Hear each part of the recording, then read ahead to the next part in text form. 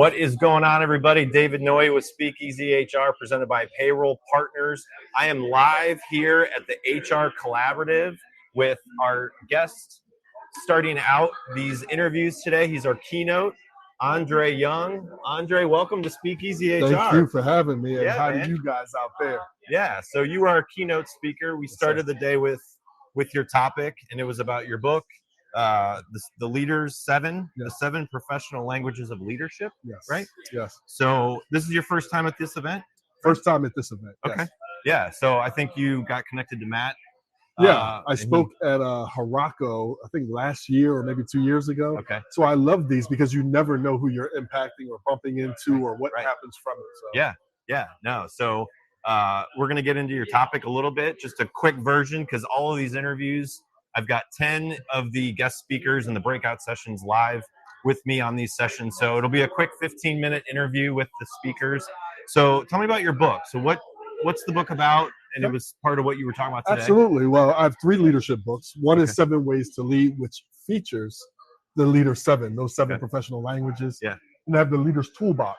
Yeah. So you have to be in a position of leadership for that to be. Okay. And then so honored to have another one coming out later this fall called The Complete Leader. The Complete Leader. Yeah. Love it. That is awesome. Yeah. So that was what you talked about this morning. And I was back here listening, and it felt like you were really getting the crowd engaged, and it was awesome. We have about, 230 people here today. There's breakout sessions going. So part of what I do on this, Andre, every Monday when I do them live is a envelope icebreaker game. So it's 15 questions. You get to pick one of them, and it's just a quick icebreaker game. So we're going to quickly play this little intro and let you pick a number here. So 1 through 15, everybody can see them. So what number you want? I'm going to do, my son plays football. He loves number 9. Let's do 9. Number 9. All right. Number 9. I'm excited. What is your favorite restaurant, cocktail, or movie? Wow. Let's see. Favorite restaurant. Okay. So my wife and I spoke down in Florida, down in Boca Raton. Okay. Stayed at the Boca. Highly recommended if you're ever in the area. Okay. And the Boca is this resort-ish type of thing. It's like a golf club. And it's so big that I've never seen a blade of grass of the golf club. Lazy river going through it. Oh, yeah. It's a place to eat called the Flamingo. Okay. I wanted a ribeye. They said, sir, we're out of that. I said, okay, I'll take a filet mignon. They said, sir, we're out of that. I was like, what kind of steakhouse is this? So they brought out a sirloin. And to this day, I've never had a meal that I wanted to lick the plate of. Really? Every bite, every side that they brought out, because I could just eat meat. My wife and I, who's the best cook and baker out there, you heard me say it here. Oh, see? Every bite we took, we both said, Cocktail, I am a big Crown Apple. So Crown Royal Apple. Okay. Every time I taste it, I'm like, this is right. Okay. Yeah. Very cool. Yeah. So I live in Kentucky. This is my podcast, SpeakEasy HR. It's a blend of HR topics. It kind of goes into the vibe of a speakeasy, right? So you have obviously bourbon, and so that's what we're known for in Kentucky. So, well, thanks for playing the game. And, like I said, we only have a quick 15 minutes of, with each of the speakers that are coming on. So Andre, like I said, was the keynote. He came on and had an amazing conversation with our team, with our audience. So kind of give us a short version of what you were kind of talking about, because you were asking people like, what are your top 2 and what's your least? Yeah. So dive into that just a little bit for us. So for me, it's all about, as a leader, when we can enhance our communication, our connection, because just because you're communicating doesn't mean you're connecting. Right. It enhances our culture and then your results. Results do matter. Oh, yeah. However, when we're results first, we risk all of those 3 C's. And just because you do the 3 C's, if you don't get results, you're going to get fired. Yeah. So the best way is to speak somebody's language. So there's 7 professional languages. And really quick run through, there's people on your team that love, or you love, goodie time, those treats, Goodie time. pizza, Yeah. that hoagie day, those donuts, those treats on the desk. Yep. You have quality minutes, a few minutes of conversation with your boss or employee that have nothing to do with work. Yep. Recognition and affirmation, that pat on the back. Yep. We have knowledge and or advancement. Some of your people want to know more and be more. They want to be you one day. And some want to be great where they are, but they don't want to move up. And that has to be okay. Yeah. Right? You have incentives. So those incentives for a job well done, going above and beyond. Right. You have flexibility. Can they do their job in a flexible manner, or their ideas flexibly be implemented? And then you have respect. As leaders, can we be respectful with our tone of voice, our email etiquette, our manners, all of these different things, how we show up to our job and personal leadership. Right. So as a leader, you have to be able to speak all 7. But we tend to lead very lazy, and we're going to lead with our top 2. When we know their top 2, we always have their ear. We always have impact. We always have influence. Right. And whether they stay and develop under you or they leave, they'll always talk good about you out in the world, and they kick back great things. So I equated it to the love languages. And Gary Chapman, if you're watching this, that book is absolutely phenomenal. There you go. However, it doesn't always translate into the workplace and in tasks. Yeah. I'm big on physical touch and quality time. I go physically touching, people at work. I'm at HR, and quality time. I didn't need that when I was an employee. Right. And not all of your leaders and employees do. So when you speak their top 2 languages, it's amazing. You can still speak yours, but marry it with theirs. Put it in your calendar. Know which one resonates with you the least, because that might mean what you have to schedule, or else you won't do it. The big thing, you guys listening, you want to do it every year with your people. It's literally one sheet. Their name, they circle it, hand it back to you. The last thing you want to be doing is speaking somebody's old language. People change over time. Yeah. Their languages change over time. Just like those love languages, they change over time. Oh, yeah. So that's the gist of it. And then, it's how do you speak it? In casual times, walking through the office, on remote work, in our emails. That's the deposits in the bank, so you can have the difficult conversation. Right. But then how do you use the 7 in those difficult conversations with your team and your people? Yeah. So that's the gist of it. Absolutely. And it doesn't matter if you're remote working or in the office. So this really applies to anybody listening to this. So obviously, take what you are listening to from Andre and try to figure out how you can apply that. And where can they find your work, Andre? So the simplest way is youevolvingnow.com. So YOU, evolvingnow.com. Okay. There's a lot of free things there with videos. I'm not hoarding content. There's videos there. Yeah. But then there's also things like my books, my speaking engagements, and my online program, the bigger training program. Everything you need is right there. Yeah, absolutely. Well, I tagged Andre in the LinkedIn comment section and also in the speaker list on the live. So if you aren't watching it live and you're watching it after the fact, or if you're watching it live, you can get to his content on LinkedIn, connect with him. And you're from Philly? I'm from Philly. I now live outside of Philly, but Okay. I'm always Philly in my heart. Yeah. Okay. So I haven't been to Philly. I feel like I need to go. So anything you suggest? Come on down. Anything you suggest I go do? Get a Philly cheesesteak, obviously, right? Yeah, but it's where you go. So you want to get a Philly cheesesteak. So I would go to Jim's on 4th and South. Jim's on 4th and South. D'Alessandro's. Okay. The history there. Yeah. From the art museum to the Liberty Bell, and so many free things to do to see the city. Yeah. It's been great. I've had a great time here. Yeah. Is this your first time to Ohio? Not first time to Ohio. Okay. First time in Cincinnati. Cincinnati. And yeah, then, this is considered Cincinnati. Yeah, and then the bridge. I took a bridge ride over, and then I'm in Kentucky. So I had to do that too. Well, the airport isn't in Ohio, which you probably figured out, right? Yeah. The Cincinnati airport is in Kentucky. So you kind of, you missed the flood we had. Oh, no. We had a bad flood river. It was one of the worst in history. Wow. So you missed that, but you got to go over the bridge and see the Kentucky side of the river in Ohio. So this has been great. I really appreciate your time. Thank you so much for and good luck with everything. And hopefully you stick around and kind of mingle with people. And I know your book will be here. You'll be out there. So if you aren't watching, you can get his book, go to his website. But people here will be able to meet Andre and get his book. So appreciate all your time, man. Thank you so much for having me. Thanks for coming. You guys out there have an awesome rest of your day. Yeah. All right, we're going to go on to the next one here.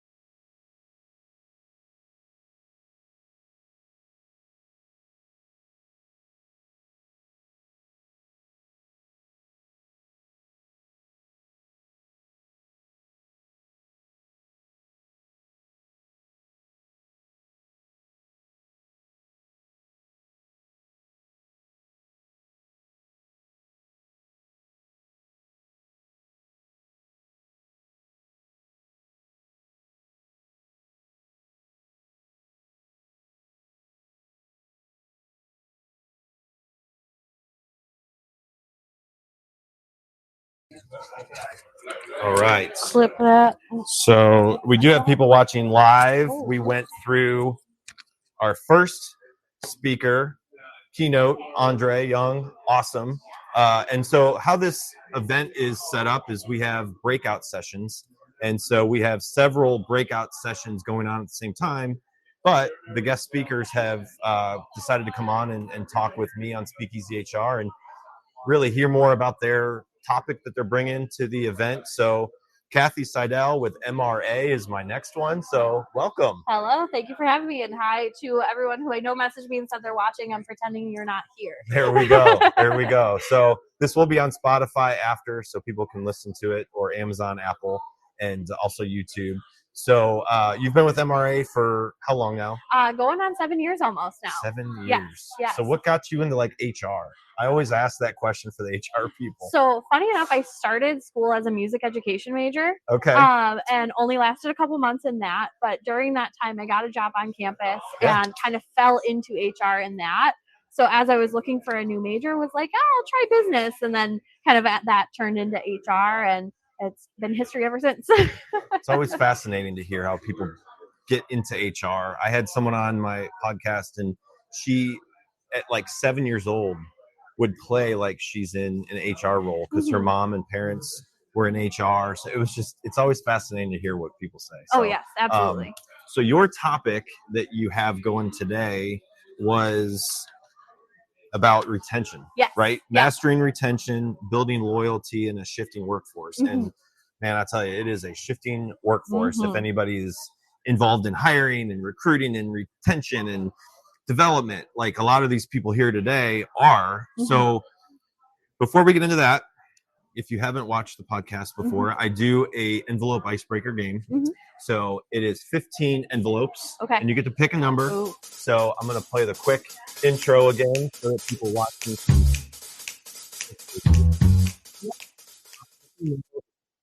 hear us okay, because that's always something that I want to make sure is happening. So 1 through 15. Oh, I get first pick. You get to pick. What are you going to take? I'm actually going to go for 1 because that's how old my son turned last week. Oh, that's awesome. That's awesome. Did he take the cake and just like eat it all? 2 of them. You got a vanilla and a chocolate. Yep, yes. All right. Ooh, who is the greatest rapper of all time? Yes, I love this question. I'm going to say right now I'm just still really big into Kendrick. So Kendrick Lamar. I think, he's got a lot of power to his words, and I think he's really, controversial but inspirational. And so I got that question from watching Family Feud. And it was the top 7 or top 5 rappers of all time. Sure. And the family that was like trying to figure out who was on that list, they didn't get like 3 of them. And I was just like, how did you not get those? I think Dr. Dre, Snoop Dogg, one of them was at the top. I forget which one. Eminem, one of them. But anyway, but yeah, so that question came from Family Feud. So if you are watching live, if you can put in the comments that you can hear us, because I'm pretty sure you can hear us. This was all tested before now, so hopefully you can hear us and there's not too much background noise. But we are in the center where everybody is can have lunch and talk to all the vendors that are here, including payroll partners. So let's get into this retention topic that you had brought as a key as a breakout. So you're going to be in the 1 o'clock breakout right session. After lunch. Got to keep everybody awake. Right after lunch, people are going to hear about retention. So what brought this topic to the event, and why did you pick that? Yeah. So obviously, being the manager of recruiting at MRA, I talk to a lot of organizations about hiring people and plugging the gaps after they're full. But I think what's even more important is stopping the gaps from happening at all. So, thinking about how can we keep people around? How can we keep those that we want? And also, how can we be comfortable with turnover when it happens? Because there is turnover that's going to happen. The retirement wave that's going on right now. There's a lot of mishires that have happened in the last few years because you were like, I just need a body to do the work. And now as things are kind of calming down, you're like, ooh, this isn't the right body doing the right work. So talking through all those things are kind of how this has come to be. But really, again, being in recruiting, I see a lot of like, we wish we didn't lose that person. And so what can you do as an organization to keep those people around? So give us a couple of strategies or things that people should be considering. And it's probably what you'll talk about in your breakout. So knowing that we only have a few minutes, I want to hear just a few. You don't have to say everything. 100%. But obviously, people that are not here, you're getting FOMO, hopefully, that you're not here to hear about the retention strategy. So tell us a little bit about like what you would suggest companies to do. Yeah, I think what's really important is think about that employment life cycle and kind of what you can do at each stage of it. So retention really does start with the recruitment when they're finding work and finding and deciding you. What are you saying to them then that they're going to hear throughout? And does that still ring true through the rest of the time? Because a lot of people will decide very quickly if this wasn't a fit for them because you missold them on the role or on the company. And then as they're sticking through, how are you listening to them? How are you getting information? Like we kind of heard from Andrew this morning, what's in your mind. What, makes you inspired. What drives you. But also, what drives them and how do you know that you're connecting with them? And then the last big thing, when people do leave, make sure you're closing the door in a good way, that it's not closed all the way. Because you never know when someone's going to be a boomerang employee. Maybe they're a future customer or a future vendor that you're getting quotes from. And hey, maybe you get a better quote because they still like you. Or most importantly, a brand advocate. Someone who says, I used to work at that company. I just needed to change my career, but they're a great organization. All of those things are going to happen if you close that door in the right way with them. Yeah, I mean, retention is so important, and turnover, people want to have, 100% retention. And I feel like that is a hard task and goal because you're going to have turnover. And, you want fresh ideas. You want people to come in and think about ways to potentially do things differently than what they're doing before. Because I hate it when someone's like, oh, that's the way we've done it all along. Or that's the way we've always done it. It's like, well, things are changing all the time. You have AI and you have the ways that people are working remotely still and in an office. And then some of the younger individuals, young professionals coming into the workforce, right? What motivates them is going to be different than what motivates people probably my age. So it's really important. No, I mean, there's that phrase, the only thing that's constant is change. And so what can you do to make sure change is happening effectively and that it's happening in a way that's not honestly making your employees crazy? I tell you what. So is this your first time at the event? It is, yes. Okay. Yeah. What do you think so far? So far, it's awesome. I love the use of kind of the space to also be able to meet with a lot of the sponsors and then, absolutely. Having those breakout spaces and and the food's been pretty good so far. Good. So I can never complain about that at a conference. Yeah, I feel like we're getting some bad spring weather. I heard storms were happening, so everyone's inside. And it's my fault. I brought them from Milwaukee. They hit last night in Wisconsin. I was racing them here, so they followed me in my rental car. I'm sorry, Ohio. Yeah, I mean, it's April. This is what you get in the Midwest, right? Oh yes. So what's going to be your focus on this breakout? You know, how are you going to get people engaged? Are you going to ask them questions? Like, what's your approach to this breakout session you got? Yeah, I definitely am all about audience participation. I am a huge comedy person. Everyone says I'm funny. I'm trusting them that I actually am. Awesome. So hopefully we get some laughs, we get some participation throughout. Very cool. I bring a lot of good data nuggets too, or at least I hope they're good data nuggets. So it's always good. All those things together, make for a good time. Yeah. No, that's awesome. And so you're from Milwaukee? Yes. You've been with MRA for just under 7 years. 7 years. Yep. Okay. So tell us a little bit about MRA for people that don't know about MRA. Yeah, 100%. So MRA is really an HR help organization. Okay. We're an employers association. So organizations join membership or can also use us as non-members. Okay. Members get access to a 24/7 HR hotline. Got it. 30,000-ish resources. So if you need an HR policy, you don't have to write it from scratch. We've already got it. We've had members say they've plagiarized from us before, and I'm like, it's not plagiarism if we're giving it to you. Yeah. Then you have the option for additional support on an hourly basis from recruiting services, compensation. We've got a number of learning and development trainings, leadership training, HR training. So you name it, we're just there to help HR because, they're the group that needs help and doesn't get it within the organization a lot of times. Yeah. So from staffing and recruiting, that's my jam. That's what I talk to organizations day in and day out about is how do we find people again? How do we retain them too? But when we have needs, whether it's turnover or whether it's growth, how do we bring those people in? Right. So we're there for you. Do you have a favorite interview question? Ooh, I'd say probably one of my favorite interview questions, actually, Andre said it too, is what's your dream?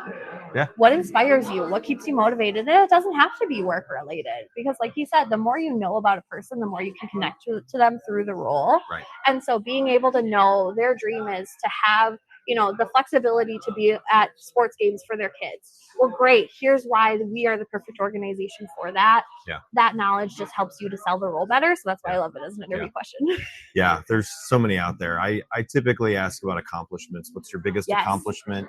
And they'll say, well, do you mean like in my personal life or professional? Or I'm like, it doesn't matter. Wherever you want to go with that question. You know, it's thinking, about somebody's past and what they've accomplished. Maybe it's a job that they got promoted in or wrote a book or, raised kids, as a single parent, something that shows me that they are committed to individuals, family, their job, a passion, right? A dream, so I'm sure you get a lot of responses that help you kind of see what people's dreams are. When you ask them that. So. The other one I really like is tell me about a time you failed because the way that you see people acknowledge, but then say how they grew from it is so nice to see. So that's always fun. Yeah. That's awesome. Yeah. There's so many good interview questions. And I always am curious when I'm interviewing people, like what questions they're going to ask me. Yes. Right. Yep. And what I tell people, one of the best ones, and it goes into retention. It's like, who am I going to be managed by? Yes. And what's their management style? How do they work with their team? Because maybe that person interviewing them is in HR and they don't know, but it shows that person, that's being interviewed or, the company representative that this person wants to know who's going to be managing them, and if they have a lot of turnover issues, if they have a loyal team that works well with them. And, if someone, because I've had really good bosses. Yes. Mine right now is awesome. Thanks, Amy. You're awesome. It's really nice to have a manager that motivates you and really challenges you and helps you develop as an individual, right? And then there's some that just aren't cut out to be a manager. So it's like, if you ask that question and someone's like, oh, this person's managed for about a year, they're building their team out and, it's been a really good experience for them. You might be a little hesitant if that person is like a newer, inexperienced manager, and they might have some more turnover than other seasoned managers, right? So that's something that you should consider asking if you are in the job market, which A lot of people are.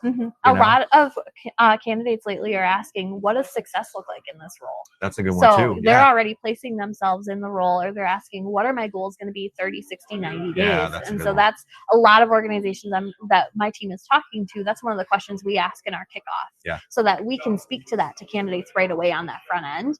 And then also to get the team thinking about it, because on a candidate side, there's nothing worse than hearing 3 different answers to that. Right. And, one person's going to say success is this and one is this, and they're 2 totally different successes. So making sure your team is aligned on that answer, because like I said, a lot of candidates are thinking like, I want to succeed in my role. I don't just want to be here. Yep. I want to be growing in it, and I want to show I'm successful. Yeah, absolutely. So we're streaming live on LinkedIn and YouTube. Speakeasy HR presented by Apparel Partners. So we're at the HR Collaborative in the Delta by Marriott in Sharonville, right? Yes. We're in Sharonville? Yep. Can't remember where we're at. Outside of Cincinnati. We both traveled in. We don't know. Yeah. My commute from Kentucky was a little bit shorter than Kathy. So, well, was this your first time to Cincinnati?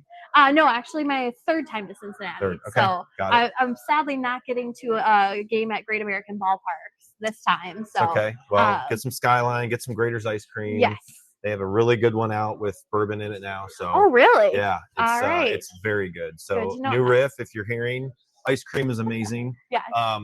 Collaboration with, and then there's a Skyline chili ice cream. So if you like Skyline chili, that's really good too. It's really hard to find, I guess. I picked one up at Kroger and ate it all, and I don't think you can buy it anymore. Maybe you can. Maybe, but yeah. Anyways, maybe this will be sponsored by Grater's one day, and I can have all the ice cream I want. We can connect you to their HR person, actually. How about that? That's great. Well, thanks for coming by. Absolutely. Good luck in your breakout. Thank I'm sure you'll do awesome. And again, if you are not here live, obviously we'll be interviewing some of the breakout guest speakers. So we've got a few more coming on. I think the next one was stuck in Florida, and I don't know if he's actually going to be here. So we might shift to somebody else. But that's why it's fun that we're doing it live, right? Doing it live. So Yep. It's all good. Well, thanks a lot for coming by. Absolutely. Great nice to meet you in person. Yeah, absolutely. Thank you very much. Thanks. Life is too short not to work on solving cool problems with interesting people, and recruiting allows us to do both. I'm Brando, host of the Rebel TA podcast, a show where we share stories with people and talent leaders who are on a mission to empower the candidate-employer relationship in the future of work.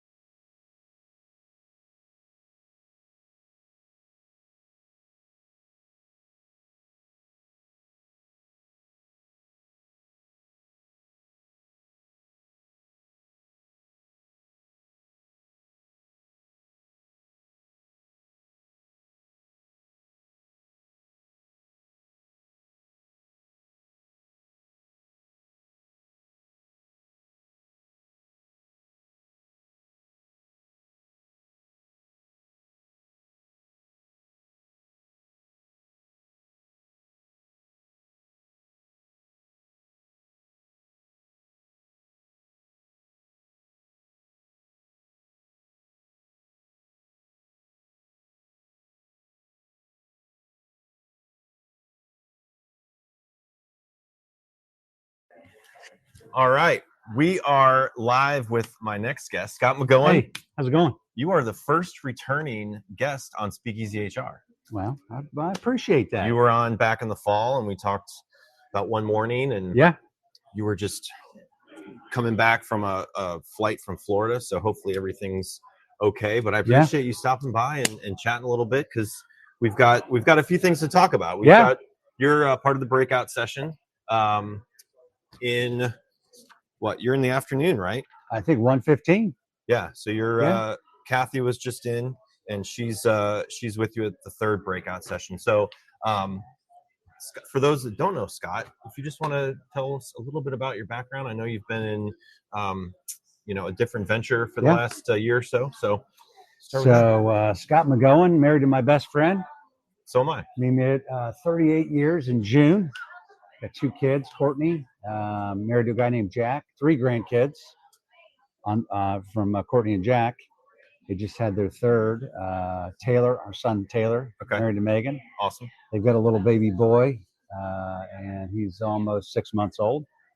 Awesome. Worked at McGohan Brabender for 35 years. They're here.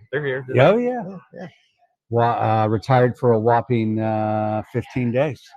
And then here we sit. Here we go. Yeah. So you're bringing a topic that I've heard a little bit, obviously, with culture's an inside job. And you've played this game. So like I said, you're the returning guest. But, we don't know all about you. And this is a way to do the envelope icebreaker game again. I don't remember that. You remember what number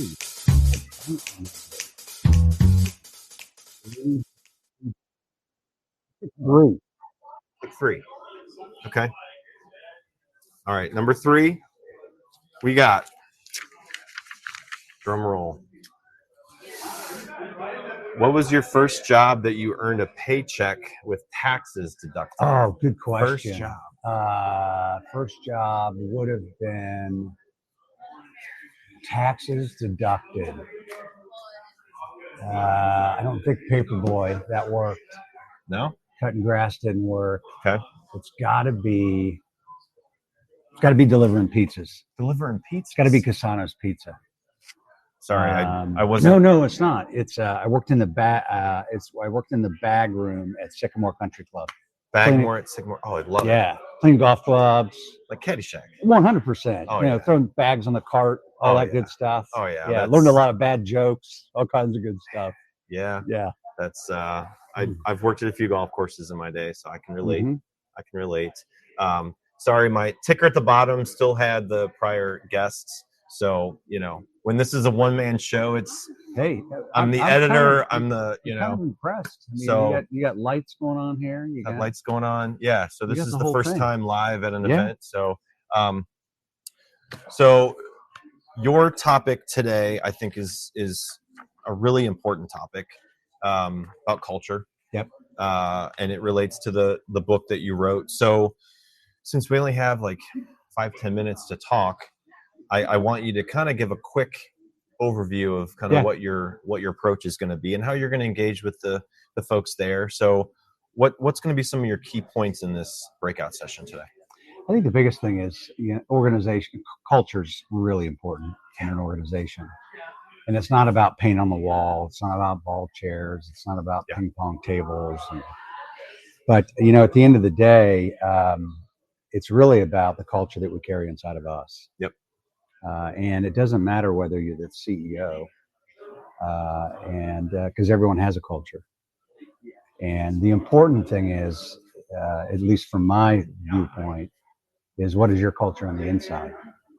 And if you're trying to fake a culture, if you don't know who you are on the inside, life gets pretty wonky. It's pretty complicated. And so really what the book is a lot about, in a nutshell, is I have a strong belief that the mirror is a wonderful place to find a friend. And it's a journey to try to figure out that friendship. Yeah. And it's a scary one. Well, you even said at the back, when the ego dies, the company begins to thrive. Yeah. Right? Yep. So and that probably relates to the business owner. Yep. The managers, the people that really are there as leaders, right? To be a good example to everybody.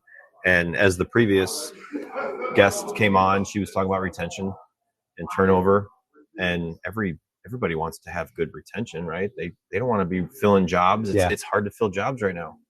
60, 70, I think 72% of people are always out looking for jobs, right?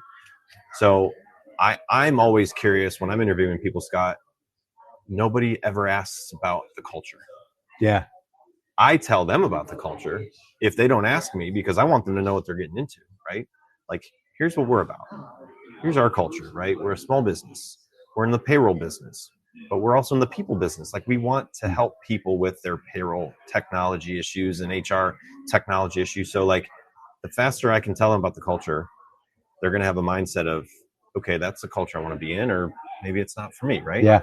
So, you know, what are, if someone's coming to your breakout session today, obviously people watching are not, so I want them to have FOMO. I want them to feel like they missed out on your discussion at the breakout. So, you know, what are some of the things that you're going to kind of tell these people and really try to help them kind of think a little bit and get their mind going? I think it's really around the five senses. So what does somebody see? Yeah. When they approach you or your organization, what do they hear? And by the way, 80% of what we communicate is nonverbal. So what we communicate in regards to our nonverbal skills, tone, inflection, body spacing. We just have to understand what that means, what they feel. So, you know, how do they feel when they're around us? What do they taste in regards to affirmation, encouragement? And then what do they smell? Not literally what they smell, but what do they smell in regards to a motive? Everyone has a motive. So why am I sitting here? What are we talking about? What do you want from me? Right. And if that motive is authentic, then we have connection. And if that connection works, then we have a relationship. That relationship begins to work. Then it's game on. Like even you said, like payroll. At the end of the day, you might process payroll, but you're in the confidence business. Oh yeah. You're not in the payroll business. Right.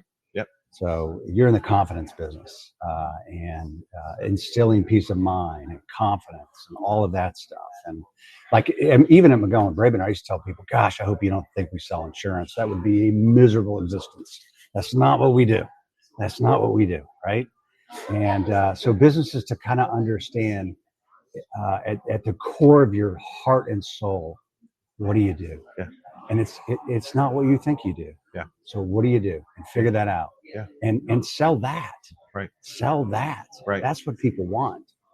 It's not the product. It's the relationship and the people. Yeah. It's so important. I mean, human connection, the personal connection. We're going to have AI continuing to evolve.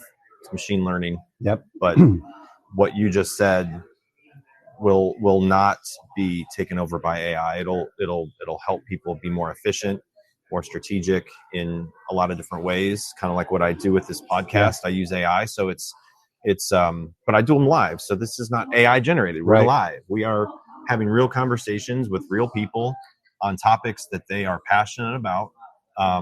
And, you know, with your passion, with the other, focus that you've been doing, One Morning. So what's an update with One Morning that you can share? Yeah. So real excited about that. We've got a launch date. Launch date? Yeah. Awesome. You're hearing it right here. Launch date, June 12th. June 12th. Okay. In Dayton. Okay. At Sinclair. Awesome. It'll be the healthcare forum sponsored by the Dayton Business Journal. Okay. So we'll have all three of the hospital CEOs talk about healthcare. And then the second half will be the impact of mental health in our region. Okay. And then at the very end, we will unpack One Morning and talk about the launch and the impact hopefully we can make in our region. So in 60 seconds or less, explain to everybody what One Morning does, or what is it? Yeah, One Morning really sits as a front porch to bring a sense of belonging to mental health inside of an organization. So it takes the organization's resources, your employee assistance program, community resources, other resources, and puts them on the front porch, ditches all the healthcare, all the jargon, and opens that up through compelling storytelling for your workforce to kind of nudge them, to let them know that it's okay to say, I'm not okay, and I want some help. Yeah. That's what One Morning does. May is Mental Health Awareness Month, so sure. We're coming up. Is that tomorrow? No, it's not tomorrow. It's Thursday. Thursday. Yeah. Today's Tuesday, right? Right. Yeah. No, very exciting. And super excited for you and One Morning and everything that you've got going on. So I wish you the best in your breakout. I know you'll be awesome because you're a very good presenter. I've seen you many times. And I hope everybody that does decide to go to yours will take a lot away from that. So I might be by myself. I don't think so. If you are, I'll stop by because I don't start my second. Maybe it'll afternoon just look session. like this. Yeah, in the afternoon. Yeah, 100%. So you might get a live with just us. Here. So, well, Scott, thanks for coming by. Hey, it's good to see you. Good to see you, man. Best of luck.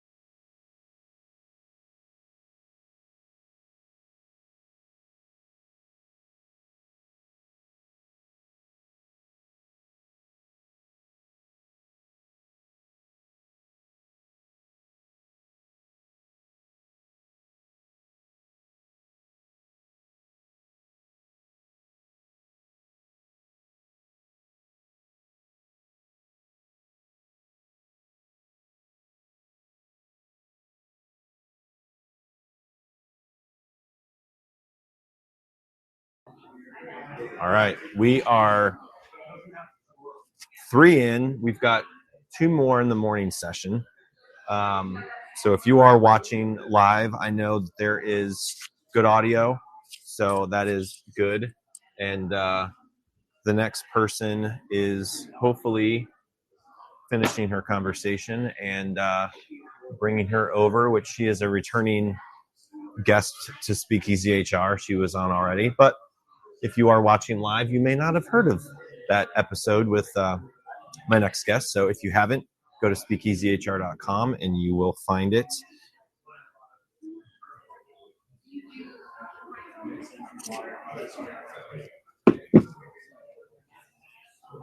Gave her the thumbs up, so she's on her way.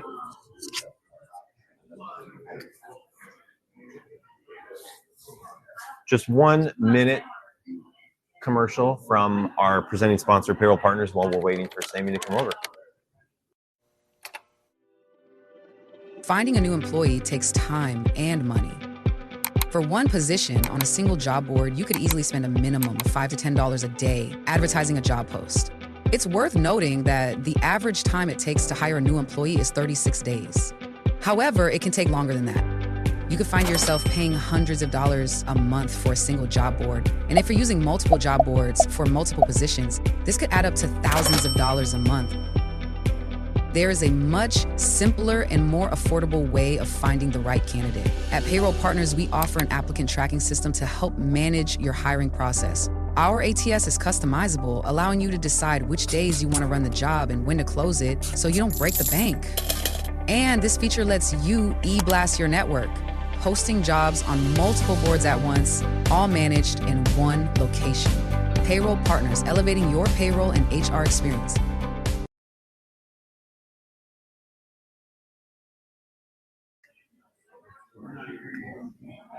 So thanks to those who are watching live. I am glad that you can hear me okay.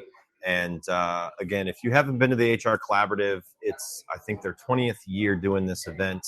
And a lot of great familiar faces here that I've seen.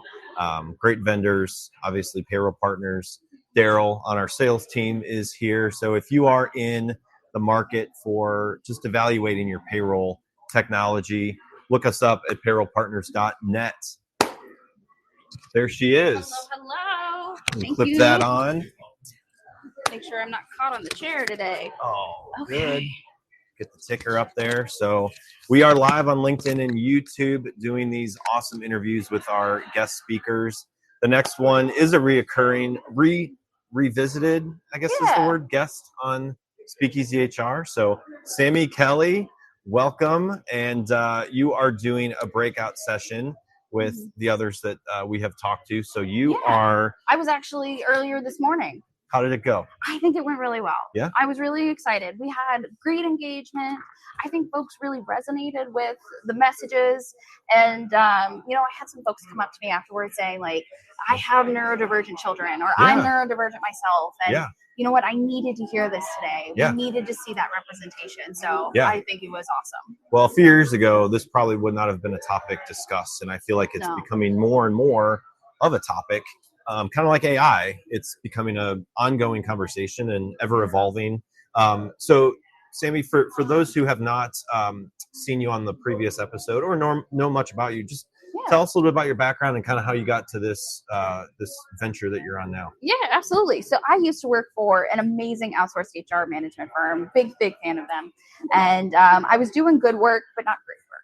And I kept going, what is holding me back from success? Why am I hitting these barriers that are kind of transparent? I don't know quite how to get past them. And it wasn't until I got an ADHD diagnosis at 27, long after I graduated college, going, oh my gosh, the world is so much different than I understood it to be. As I began to adapt my life and adapt the way that I worked, I began to feel more and more called to talk about the experience, to advocate for neurodivergent understanding and empathy. And so that's how it led to my organization, Beyond Neurodiversity. And we've been helping organizations create those environments and cultures for neurodivergent people. We've been doing training, coaching. It's been a lot of fun. Yeah. And how long have you been doing that now? Gosh, I am in my first year. So it's very exciting time for growing. Yeah. No, that is that's awesome. And we'll dive into your breakout session a little bit, but all of the guests I'm having on doing the envelope icebreaker game. I love the envelope icebreaker. So we're gonna play that again. Remember what number you picked? 7 or most of the picks. Oh, got a. Yep. I guess it played. I don't know. I guess it played.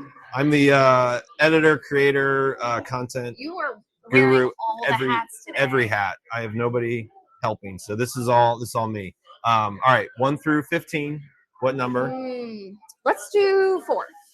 Number 4. We got number 4, and this is someone picked my favorite question. So this is not going to be my favorite, but it's a great one. What is your absolute dream job? Oh my gosh, my absolute dream job. I'm kind of doing it. Kind of doing it?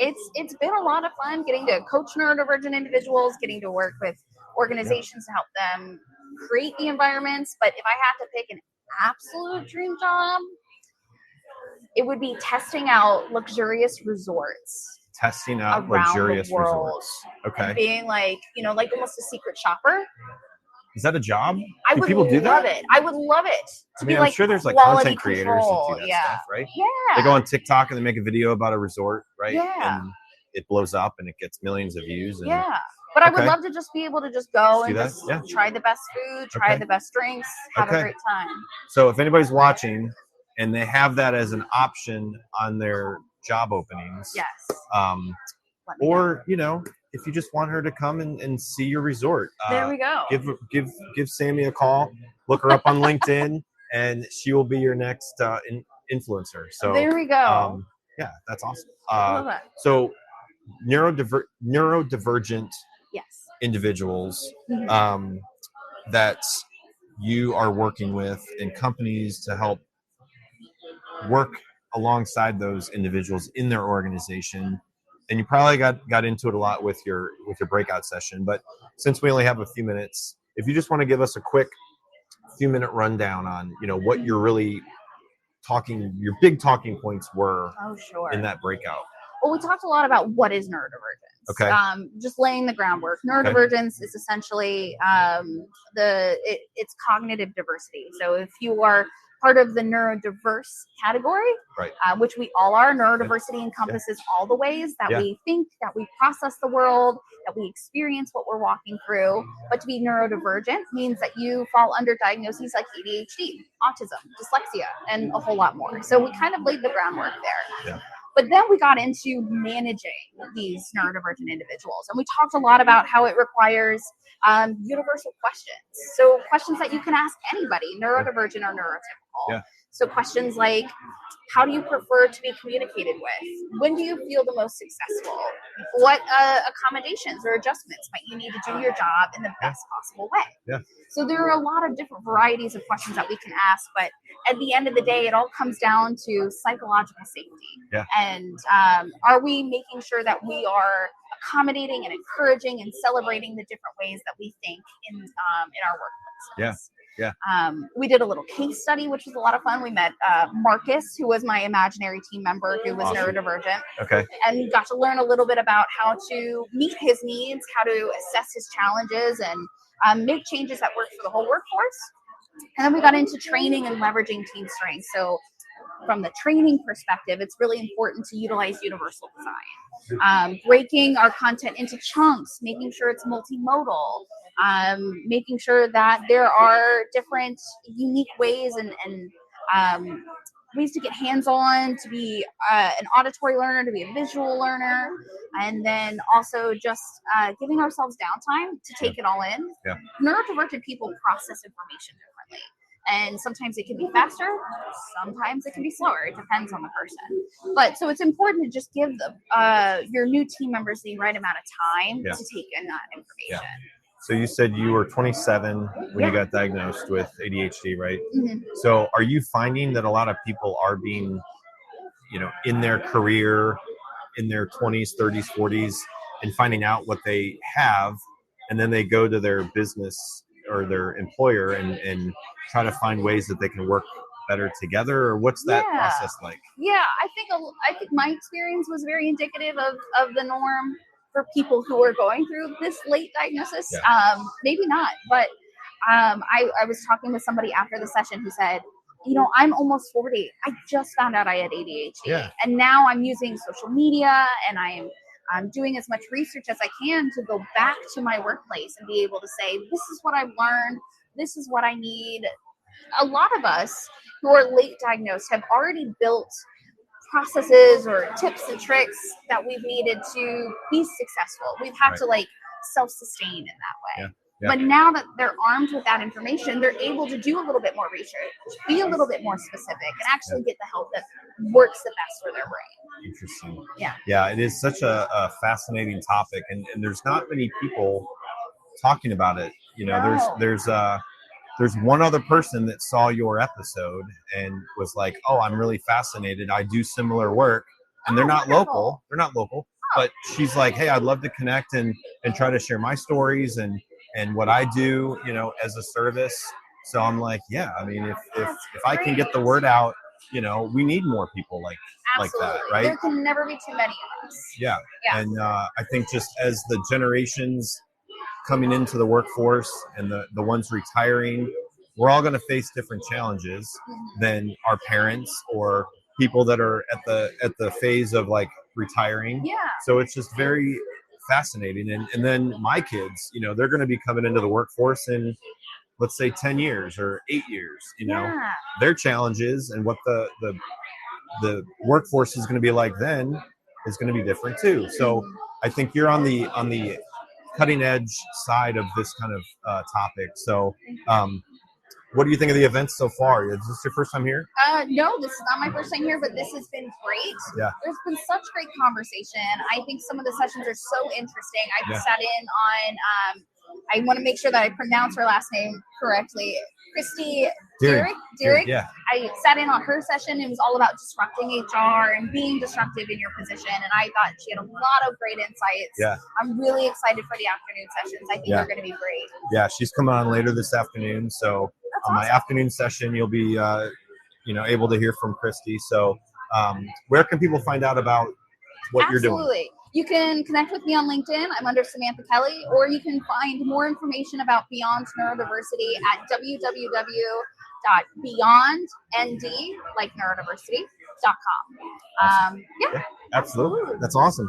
And I did tag all the speakers that are going to be on SpeakEasy HR. So if anybody is watching you can go into the comment section and you can find Sammie and connect with her. So thanks for coming on. Thanks for having me. Yeah, enjoy lunch. And there's a happy hour later, so I'm sure people will be partaking in that. Great. So thanks for coming on. Absolutely. Thanks Great for to have you on having me. again. Yeah. And have a good rest of your day. Yeah, you Thanks too. a lot. Thanks, everybody.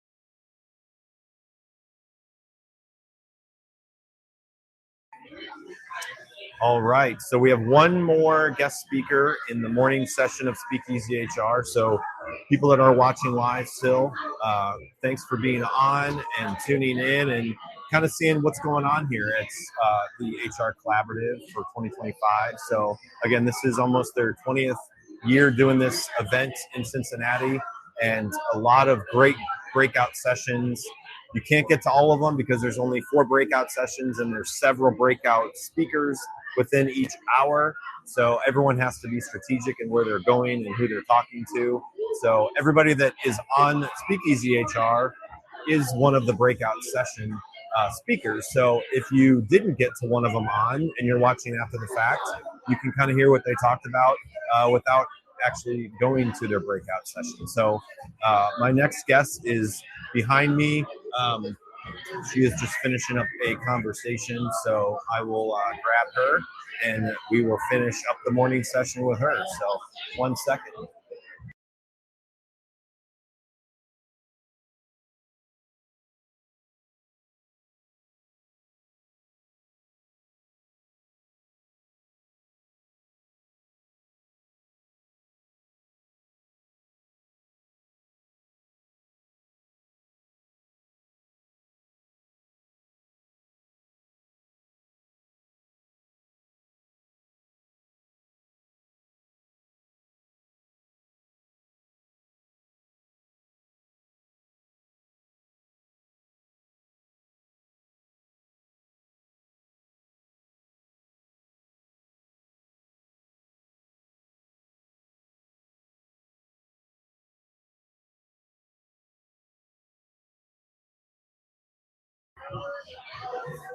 Before she comes on, again, our presenting sponsor for SpeakEasy HR is Payroll Partners. So here's a few messages from our sponsor.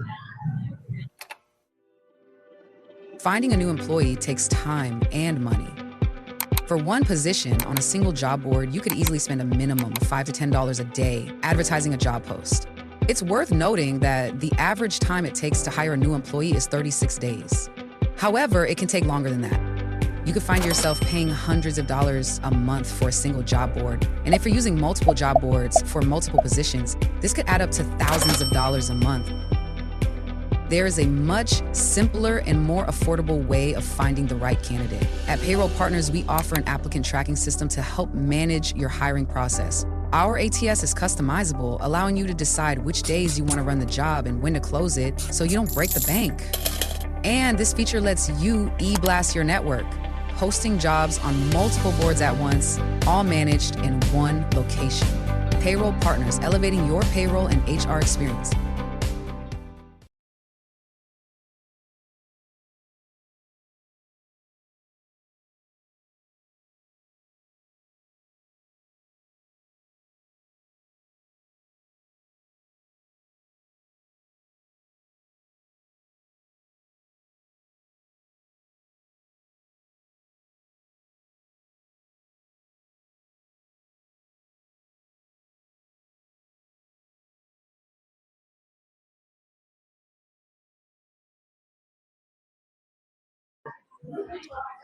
All right, we are in the final guest speaker session of the morning session of SpeakEasy HR.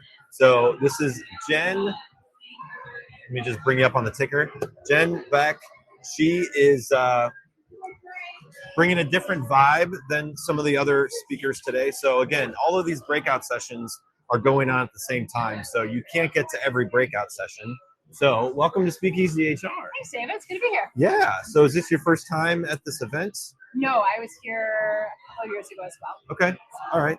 Yeah. So this is my first time here, which has been awesome. Just seeing what the vibe is and being able to interview some of the speakers.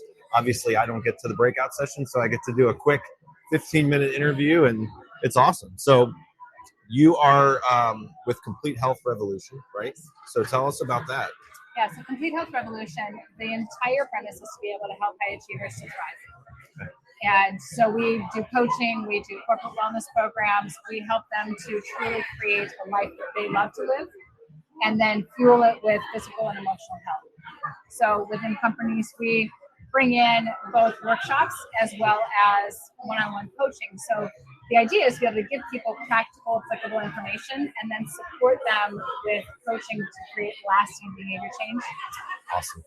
Yeah, I was at a chamber event last year, and you came and spoke at Evendale Chamber, I believe.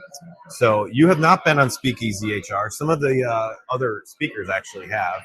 So one game I play is called the Envelope Icebreaker game. Okay. So it's just a bunch of icebreaker questions.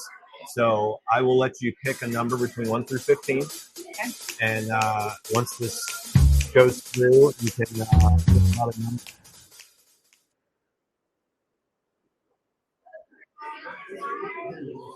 All right, you got a number. I do.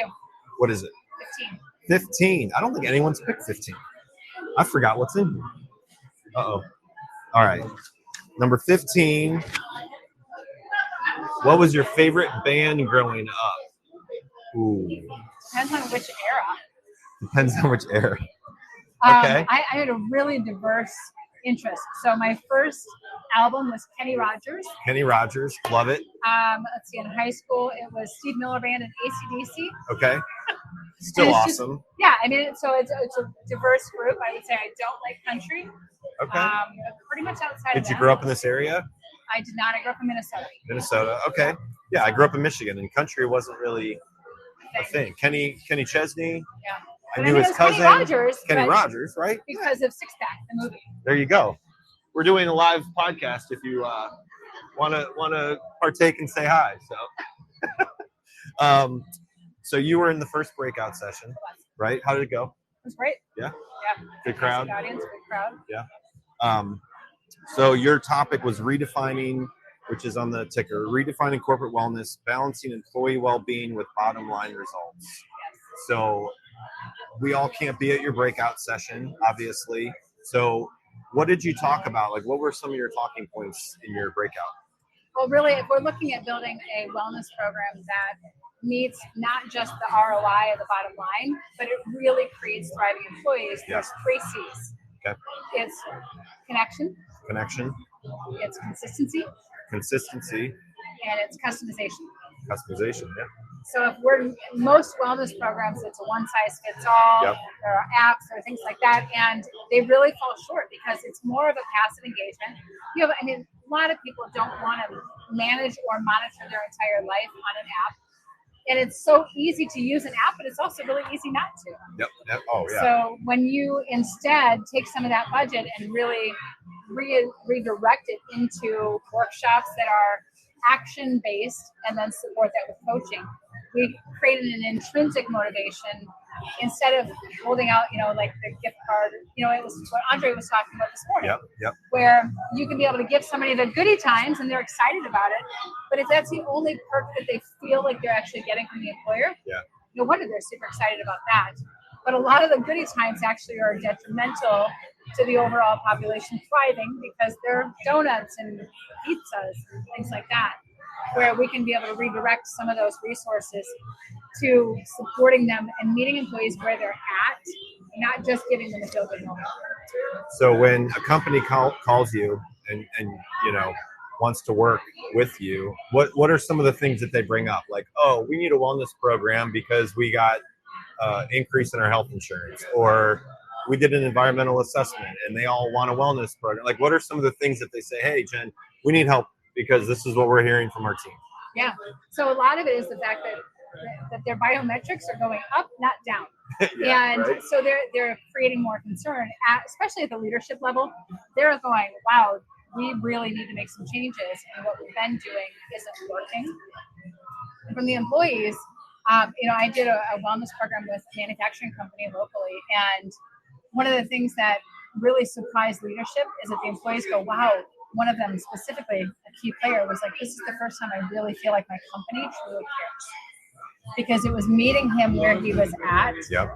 And a lot of programs, like I said before, they're one size fits all, kind of cookie cutter, but not really meeting him. Yeah. So it's looking at, the companies I work with are looking at the next level, and they're really engaged and committed to lasting behavior change and creating a culture of thriving people versus just check the box. We have a wellness program, like here. It's another bonus perk. Yeah, absolutely. So are there any industries that you've seen a lot of success in? Yeah, I mean, so I've done anything from customer service to healthcare, even manufacturing. So it's really more so the drive of the organization and what they want to create than the specific type of company. Yeah, makes sense. Is there like a company size that you feel like is your kind of niche, or is it across the board kind of? For me, my sweet spot is really between 100 and probably 750. 100 and 750, yeah. So, I mean, it's a small to medium-sized business that really wants to be able to build in wellness culture to what they're doing. Yeah. And so we can be able to do hybrid models, we do on-site. And again, the key is really to be able to create the personalization, the customization. So we start with assessments at a global level, and then we niche those down based on what those responses are, so that we can meet the employees where they're at. That's awesome. What's maybe a success story that comes to mind as you think about all the companies you've worked with? Yeah, so one in particular, it's a smaller manufacturing company, and they really wanted to build a culture. And so they had a wellness program, they had the app, they supported them with other programming. So we really want to bring in more of a personal approach.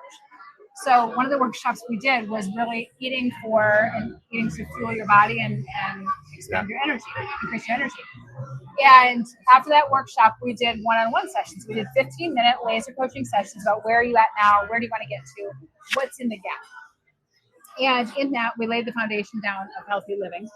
And we workshopped it. One of the biggest challenges, people go, I know I should drink more water, but I just can't figure out how to get it in. So we workshopped through that and actually helped them create strategies. We did a one-on-one session, and then the next session we did as a group. The feedback was incredible. So the company was already buying them their favorite snacks and their favorite beverages and stuff. When we came back, most of them, if not all of them, had decreased the amount of caffeine they were drinking. They weren't drinking the sodas and the Monsters and things like that. They were drinking water. Yeah. And plain, pure water. Wow. But one of the gals, she goes, I'm excited to be at work. I have energy. Wow. Another one was sleeping through the night. I mean, every single person around in the room, we had about 15, 20 people in the room. And every one of them shared something that they felt different. They had more energy. And the morale of that group was so much higher because they were feeling good. And they were doing it because they understood why. They understood what the importance was. And they knew how to implement it so they could create lasting change. So if anybody wants to just have more energy, because everyone wants more energy, and then they go to various energy drinks or 5-hour energy, whatever. What's like one thing that someone could do to help their energy level? Drink water. Drink water. You heard it. Drink it is water. Really that simple. So half our body weight in ounces of water is what our body needs minimum. And so if we're not getting that much, we start developing brain fog at 2% dehydration. Our energy sinks when we're dehydrated, so we grab caffeine, which actually dehydrates us more. So it becomes a cyclical thing. So drinking water, actually getting some sleep is beneficial. And then making sure we're balancing our blood sugars, so we're really fueling our body versus just filling our stomachs. Yeah, very awesome. So what got you into this kind of work? What led you into this? Yeah. It's funny because if you rewound the clock to my early 20s, you would not think I was doing what I'm doing. I was living on sugar, caffeine, and I smoked a half a pack a day. I mean, really great health coach. But my mom had a series of relapses. She had multiple sclerosis. Okay. And at the age of 49, she went from living on her own to being in a nursing home in 6 weeks. And it was like, talk about a wake-up call. But I remember standing in her living room and watching her sort through every one of her possessions. What's going to the nursing home, what's going to storage, what's going in the garbage, what's going, with her. And just going, whatever I can do, I want to help her. Right. So I started researching in nutrition. And I met a woman who had MS the same amount of time as my mom. Her husband was a pharmacist. And when I asked her what drugs she was on, because this woman was untouched, I met them at a conference. Her and her husband were waltzing across the ballroom. And my mom had been walking with a cane since I was probably 7 or 8. Same amount of time, same age. Yeah. And I said, what drugs are you on? She goes, I'm not on any medications. My husband didn't believe in them. Your husband, the pharmacist, didn't believe in the drugs. Wow. And I said, what did you do? And she goes, diet, supplements, and exercise. And I was intrigued, so I started researching more. And the more I did, I saw people reversing MS and heart disease and cancer and fibromyalgia and everything I thought was a life sentence, people were reversing. So just by changing diet, lifestyle. So I went back to school for nutrition. Yeah. We were able to get my mom out of the nursing home into a group home. So we changed her lifestyle, changed the supplements she was on, and she passed just before her 65th. But her doctors and nurses said because of the changes we made in her lifestyle, we extended her life by at least 5, if not 10 years, and tremendously improved the quality of life while she was with us. So for me, the work that I do, it's really more of a, tribute to my mom, and it's a mission. I decided if I could help one family prevent putting a parent in a nursing home early, prematurely, my job is done. Absolutely. Yeah, no, that's awesome. Thanks for sharing that. That's a lot of people just get into a job and they have a career and, they just kind of bounce around like a lot of people, within their career. And so going into an industry or a job that's super like meaningful and passionate, and you can see it when you talk to people like yourself. I mean, that's incredible. So what'd you think of the event so far? I know we're at lunchtime. Incredible. I'm sure you're hungry. So yeah, it's been an awesome event. Great event. So again, we've been here for half day. It goes into the afternoon. So you're my last speaker guest for the morning session. So I have several in the afternoon. So people that are watching, if you are able to watch in the afternoon, you'll hear from several others that are doing breakout sessions either this morning or this afternoon. So thanks for coming on. Wish you all the best. And where can people find more about your work?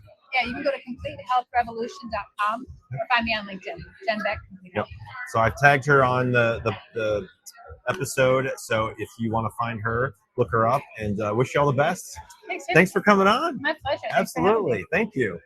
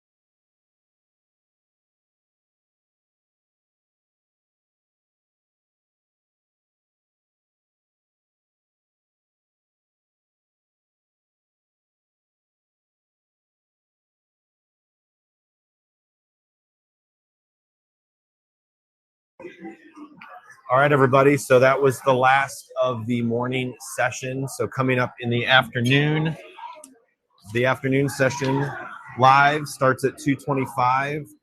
We have Kim Dubé, Christy Deering, Todd Birch, Kathleen Snyder, and Becky Foster. So if you are watching live and want to watch the afternoon session, go to my LinkedIn profile and you'll be able to find that event for the afternoon. So thanks for tuning in to SpeakEasy HR Live from the HR Collaborative. Everyone's here for lunch. It's lunchtime. So Thanks again, and we'll talk to everybody soon.